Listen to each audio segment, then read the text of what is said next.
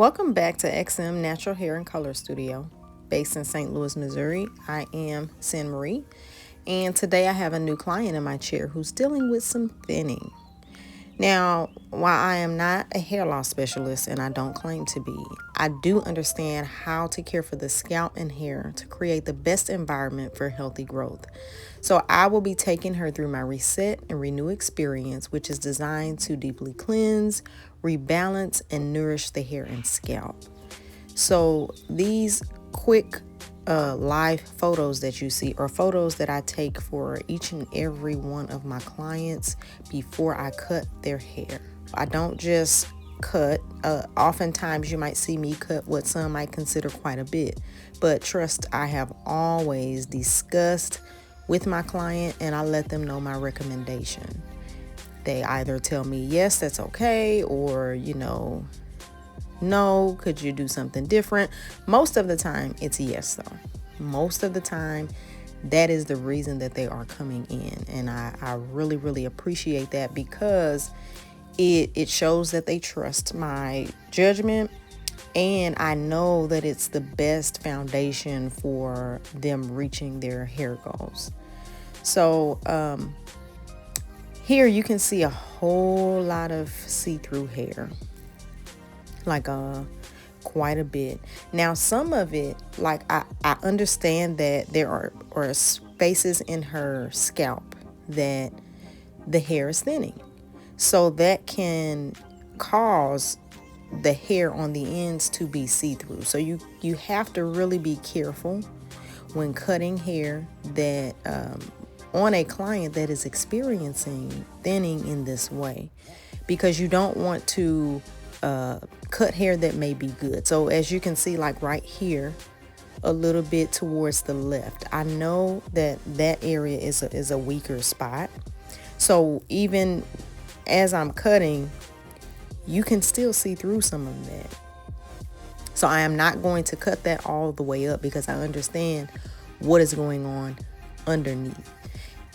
And there are many reasons that someone might experience thinning. It could be genetics, it could be stress, it could be hormonal changes, it could be postpartum shedding, it could be poor scalp health, it could be product buildup. Sometimes it could be improper hair care habits. You might be using too many harsh shampoos or skipping deep conditioning or using excessive heat. All of that can weaken the hair over time.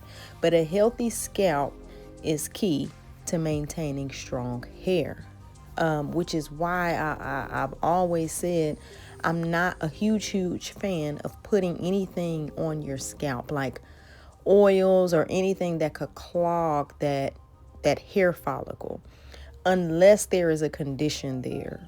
In which I would refer you to a dermatologist or somebody that is able to actually diagnose and prescribe something for that. I don't go too deep, into the medical terminology of things, but I do understand that a scalp needs to be able to breathe. Your follicles do not need to. Your scalp already produces sebum. So you don't need to add more to what is there. Regular conditioning, steam treatments, scalp massages, things like that are more beneficial for the scalp than I believe oil ever will be. So treating certain scalp conditions is not something that I would diagnose. I mean, I can see something, I can see dandruff, I can see seborrheic dermatitis, I can see all of that, but I cannot prescribe anything for that. I will always refer you to someone that can write a prescription for you. That's not me. However, I do have certain things in the salon to combat certain disorders. So I do use those when I see something present in a client or something present on the scalp. And if a client has, a prescribed shampoo or a prescribed conditioner, they are always welcome to bring it to their service, to incorporate in their service. So that's something that I always welcome. I never, turn that away. Here you can see me giving her a really, really good haircut, a much needed haircut.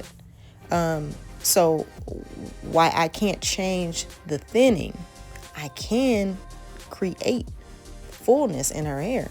So you can see her hair automatically looks fuller after this good haircut. And she was even able to see that herself. Watch, when I turn her around to the mirror, she kind of had to do a double take. Oh, looks good.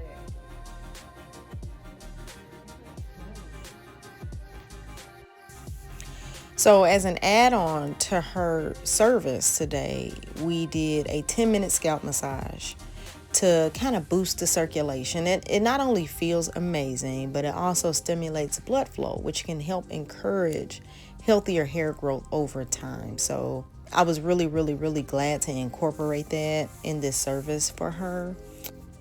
After the scalp massage, we did an extensive protein treatment. What I call it an extensive protein treatment. Is a deep protein treatment to help rebuild and strengthen her hair.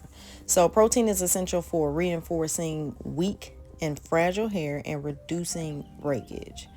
This step fills in the gap in the hair shaft, making the hair feel stronger and more resilient.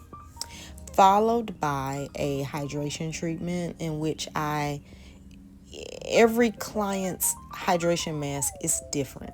So it's based upon what they need. That is followed up after the protein treatment to restore that moisture balance. You really, really want to moisturize and hydrate the hair after a protein treatment because it can make the hair feel stiff and hard, and that is what it is designed to do. So if you don't properly balance it back out with moisture, the hair won't be soft and manageable and flexible. So here I am styling her and giving her some really soft curls. They're a little bit tighter only because I wanted to hold better on her and also give her a fuller look. They're not too tight where she doesn't have any hang time, but I really can't wait for you guys to see the finished look because her hair looks totally different than when she came in. So having that good haircut and the treatment, the massage, the whole prep is the most time consuming but the most necessary. I always say that. Prepping the hair, like the styling and the straightening and all of that does not take long at all. Prepping the hair is what takes the most time. And what you do in preparation has a more lasting effect than the style itself.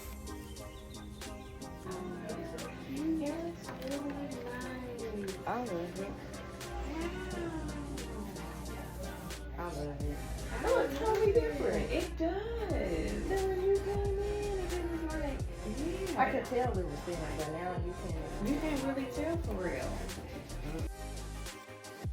There you go. You heard it from her. She is very pleased. I hadn't even combed it out yet. I'm combing it out now. And I told her I didn't want to comb it too much because she had like an important event that she was attending that evening. And we didn't want her curls to fall too much. So, she wanted me to go ahead and comb it some, which I did. And, I instructed her on how to use, flexi rods to kind of preserve it if she needed to.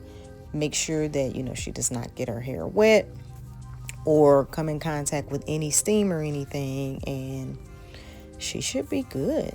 She was really pleased with the services that she got today. And her hair looks really good. It looks really good. Thank you guys for watching. Hopefully you learned something.